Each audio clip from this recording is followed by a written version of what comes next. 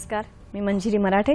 8:30च्या बातमीपत्रात आपलं स्वागत. सुरुवातीला एक नजर ठळक बातम्यांवर. पंतप्रधानांच्या कॅनडा दौऱ्यामुळे उभय देशात सुरू होईल सहकार्याचं नवं पर्व.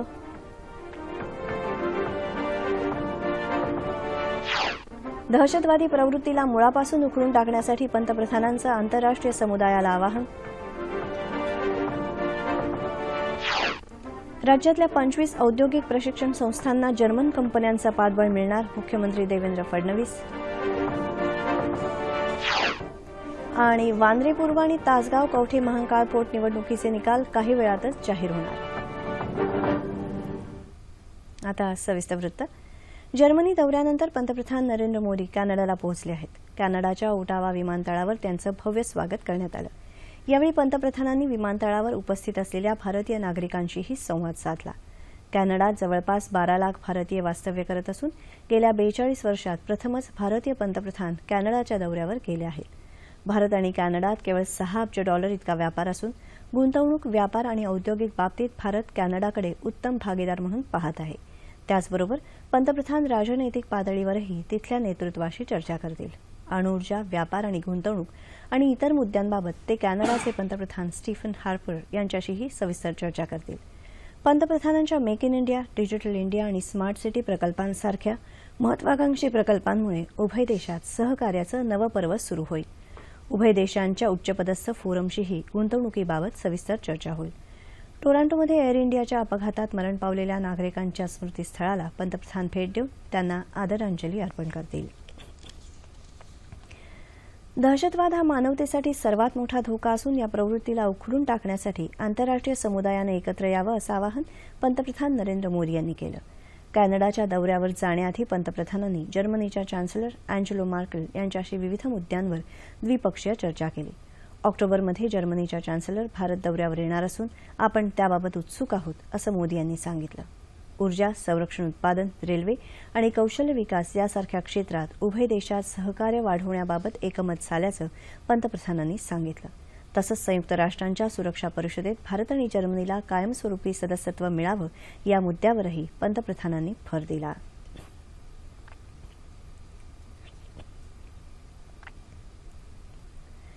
राज्यातल्या युवकांना दर्जेदार व्यावसायिक प्रशिक्षण देण्यासाठी जर्मनीतली बॉश ही कंपनी 25 औद्योगिक प्रशिक्षण संस्थांमध्ये आपल्या प्रशिक्षण सुविधा सुरू करणार आहे. मुख्यमंत्री देवेंद्र फडणवीस यांनी हॅनोव्हर इथून ट्विटरद्वारे ही माहिती दिली आहे. मुख्यमंत्र्यांनी बॉश इंडियाचे संयुक्त व्यवस्थापकीय संचालक सौमित्र भट्टाचार्य यांची हॅनोव्हर इथं भेट घेतली. त्यावेळी भट्टाचार्य यांनी या औद्योगिक प्रशिक्षण संस्थांमध्ये प्रशिक्षण सुविधा सुरू करण्याबाबत सहमती दर्शवली. एबीबी या दुसऱ्या एका जर्मन कंपनीनं देखील महाराष्ट्रात रोबोटिक्स प्रशिक्षण केंद्र उभारायची तयारी दर्शवली असल्याची माहिती मुख्यमंत्र्यांनी दिली आहे. इतरही विविध जर्मन कंपन्यांच्या अधिकाऱ्यांशी मुख्यमंत्र्यांनी चर्चा केली. मुंबईतल्या वांद्रे पूर्व विधानसभा मतदारसंघातल्या पोटनिवडणुकीची मतमोजणी सुरू झाली आहे. काही वेळातच या मतदारसंघातलं चित्र स्पष्ट होण्याची शक्यता वर्तवली जात आहे. वांद्रे पूर्व विधानसभा मतदारसंघात शिवसेनेचे आमदार बाळा सावंत यांच्या निधनामुळे पोटनिवडणूक घ्यावी लागली. या मतदारसंघात 11 एप्रिलला मतदान झालं होतं. वांद्रे पूर्व विधानसभा मतदारसंघाच्या निकालाबाबत सर्वाधिक उत्सुकता आहे. शिवसेनेच्या तृप्ती सावंत यांच्या विरोधात काँग्रेसचे नेते नारायण राणे रिंगणात असल्यानं शिवसेना आणि काँग्रेस या दोन्ही पक्षांनी आपली पूर्ण ताकद पणाला लावल्याचं दिसून आलं. यापूर्वी झालेल्या विधानसभा निवडणुकीत कुडाळ मतदारसंघातून राणे यांचा धक्कादायक पराभव झाला होता. त्यानंतर काँग्रेसनं या पोटनिवडणुकीच्या निमित्तानं राणे यांना पुन्हा संधी दिली आहे. त्यामुळेच या पोटनिवडणुकीत प्रचारादरम्यान कमालीची चुरस पाहायला मिळाली. एमआयएम या पक्षानंही आपले उमेदवार राहबर खान यांना रिंगणात उतरवल्यानं ही निवडणूक अधिक रंगतदार झाली. या मतमोजणीसाठी अतिशय कडेकोट पोलीस बंदोबस्त तैनात करण्यात आला आहे. तासगाव कवठे महांकाळ विधानसभा मतदारसंघातही आज पोटनिवडणुकीची मतमोजणी होत आहे. राष्ट्रवादी काँग्रेसचे नेते आणि माजी उपमुख्यमंत्री आर पाटील यांच्या निधनामुळे ही जागा रिक्त झाली होती. या जागेवर राष्ट्रवादी काँग्रेसनं पाटील यांच्या पत्नी सुमन पाटील यांना उमेदवारी दिल्यानंतर प्रमुख पक्षांनी त्यांच्या विरोधात उमेदवार दिला नव्हता. त्यामुळे ही निवडणूक बिनविरोध होण्याची चिन्ह दिसत होती. मात्र अपक्ष उमेदवार स्वप्नील पाटील त्यांच्या विरोधात उभे राहिले आहेत. या मतदारसंघातही 11 एप्रिल रोजी मतदान झालं होतं. या मतदारसंघात सुमन पाटील यांनी 1000 मतांची आघाडी घेतली असल्याचं आमच्या प्रतिनिधीनं कळवलं आहे. अवकाळी पाऊस आणि गारपिटीमुळे बीड जिल्ह्यातल्या शेतकऱ्यांचं अतोनात नुकसान झालं असून या नुकसानीचे तातडीनं पंचनामे करून आर्थिक मदत देण्याची मागणी विधान परिषदेतले विरोधी पक्षनेते धनंजय मुंडे यांनी केली आहे. बीड जिल्ह्यातल्या धारूर, वडवणी, माजलगाव तालुक्यातल्या गावांचा त्यांनी दौरा केला, त्यावेळी ते बोलत होते. नुकसान झालेल्या शेतकऱ्यांना एकरी 15,000 तर कोरडवाहू शेतकऱ्यांना 10,000 रुपये नुकसान भरपाई द्यावी, तसंच ज्यांची घरं उद्ध्वस्त झाली आहेत त्यांना तातडीनं 50,000 रुपये द्यावेत अशी मागणी त्यांनी केली. शेतकऱ्यांना तातडीनं मदत न केल्यास तीव्र आंदोलन करण्याचा इशाराही मुंडे यांनी यावेळी दिला. छत्तीसगडमध्ये सुरू असलेल्या नक्षलवादी कारवायांच्या पार्श्वभूमीवर गडचिरोली जिल्ह्यातल्या नक्षलविरोधी मोहिमेत पोलिसांनी काल 3 नक्षलवाद्यांना अटक केली. महाराष्ट्र आणि छत्तीसगडच्या सीमावर्ती भागातल्या मालेवाडा पोस्टपाटी आणि वडसा इथल्या जवानांनी संयुक्तपणे धानोऱ्या या नक्षलग्रस्त भागात शोध मोहीम राबवली. या कारवाई दरम्यान कालिदास दुग्गा, राधा हिडामी आणि कृष्णा हिडामी यांना अटक करण्यात आली.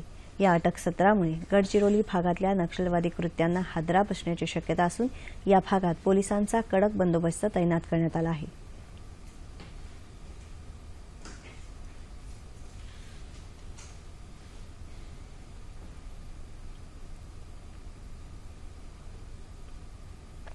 इलेक्शनच्या पार्श्वभूमीवर जे आपलं एरिया डॉमिनेशन मोहीम जी राबवण्यात येत आहे त्या मोहिमेअंतर्गत गडचिरोली जिल्ह्यातील उपविभाग कुरखेडा अंतर्गत मालेवाडा पोस्टपाटी आणि QRT वळसा यांनी ग्यारापत्ती पोलीस स्टेशनच्या जवळ वडगाव या गावातून 3 नक्षलवाद्यांना अटक करण्यात यश मिळवलेलं आहे आणि प्रत्येकावरती 2-2 लाख रुपये बक्षीस आहे. देशातल्या नद्या जोडणी संदर्भात केंद्र सरकारनं एका कृती दलाची स्थापना केली असून यामध्ये वरिष्ठ अधिकारी आणि तज्ज्ञांचा समावेश आहे. जलसंपदा मंत्रालयाचे माजी सचिव BN नवलावाला यांच्या नेतृत्वाखाली हे कृती दल काम करणार आहे. नद्या जोडणी संदर्भातल्या प्रकल्पांना गती देण्याच्या उपायांचा अवलंब करण्यात येणार आहे. आंतरराज्य आणि आंतरखोऱ्यातल्या नदी जोडणीबाबत विचार केला जाणार आहे. महासत्ता होण्याची महत्वाकांक्षा बाळगणाऱ्या आपल्या देशाला आता जागतिक बँकेनंही दिलासा दिला आहे. 2017 पर्यंत भारताचा लक्षणीय विकास होईल आणि सकल देशांतर्गत उत्पन्नाचा दर 8% पोहोचेल असं निरीक्षण जागतिक बँकेनं आपल्या अर्धवार्षिक अहवालात नोंदवलं आहे. 2015-16 या आर्थिक वर्षात सकल देशांतर्गत उत्पन्नाचा दर 7.5% जाईल असं हा अहवाल म्हणतो. भारताचा विकास हा उपभोक्ता प्रणालीकडून गुंतवणूक केंद्री प्रणालीकडे वाटचाल करत आहे आणि चीनमध्ये मात्र नेमकी याच्या उलट परिस्थिती असल्याचं या अहवालात नमूद करण्यात आलं आहे. मराठी गझल सम्राट सुरेश भट यांच्या गझला आणि गीतांवर आधारित काव्य मैफिलीचं नुकतंच पुण्यात आयोजन करण्यात आलं होतं. लाभले आम्हास भाग्य या मराठी अभिमान गीतानं कार्यक्रमाला सुरुवात झाली. सुरेश भट यांच्या पत्नी पुष्पाताई, अभिनेत्री आशा काळे, ज्येष्ठ अभिनेते श्रीकांत मोघे आणि विष्णू मनोहर यांच्यासह अनेक मान्यवर यावेळी उपस्थित होते.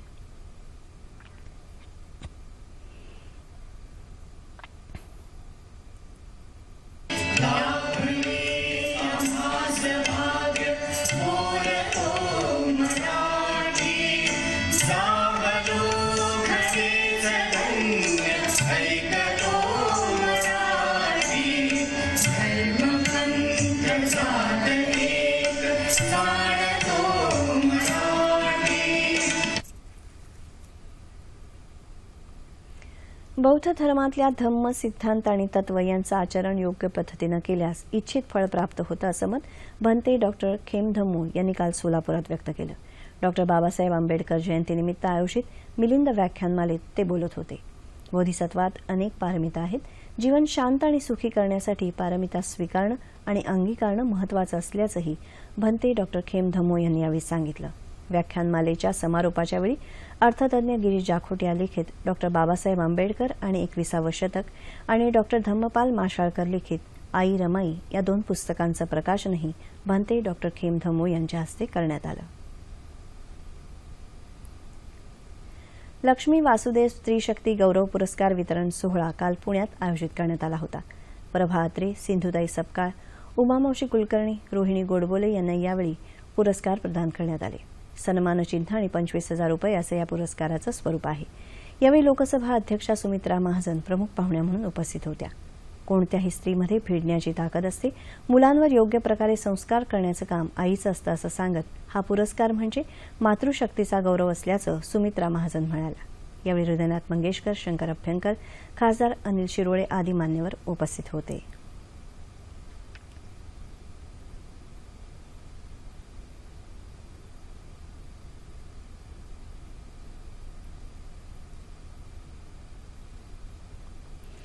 अमेरिकेच्या नासानं न्यू होरायझन यानामार्फत प्लुटोची मिळालेली काही नवी छायाचित्र प्रसिद्ध केली आहेत. न्यू होरायझन प्लुटोच्या जवळ जाणारं आतापर्यंतचं पहिलंच यान आहे. अवकाळी पाऊस आणि गारपीट यामुळे देशाच्या विविध भागातले शेतकरी हवालदिल झाले आहेत. विदर्भाला या नैसर्गिक संकटाचा सर्वाधिक फटका बसला आहे. या भागातल्या 50,000 हेक्टर जमिनीवरची रब्बी पिकं नष्ट झाली असून जवळपास 1,00,000 शेतकऱ्यांचं प्रचंड नुकसान झालं आहे. त्यामुळे शेतकऱ्यांच्या आत्महत्याही सुरूच आहेत. राज्य सरकारच्या महसूल खात्यानं केलेल्या सर्वेक्षणात ही माहिती पुढे आली आहे.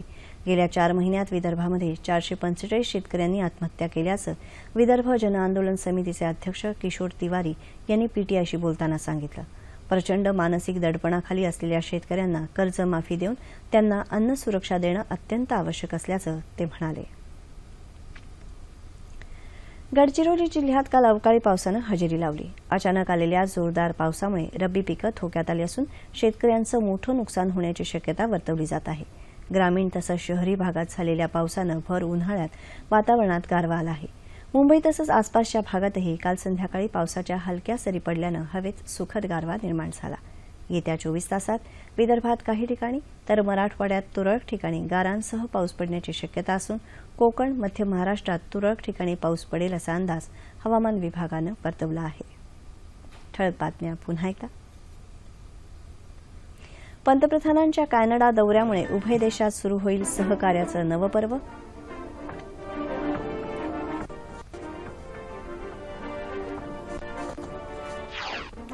दहशतवादी प्रवृत्तीला मुळापासून उखडून टाकण्यासाठी पंतप्रधानांचं आंतरराष्ट्रीय समुदायाला आवाहन. राज्यातल्या 25 औद्योगिक प्रशिक्षण संस्थांना जर्मन कंपन्यांचं पाठबळ मिळणार, मुख्यमंत्री देवेंद्र फडणवीस. आणि वांद्रे पूर्व आणि तासगाव कवठे महांकाळ पोटनिवडणुकीचे निकाल काही वेळातच जाहीर होणार. याबरोबरच हे बातमीपत्र संपलं. पुन्हा भेटूया दुपारी 2:30 वाजता सह्याद्री वाहिनीवर. नमस्कार.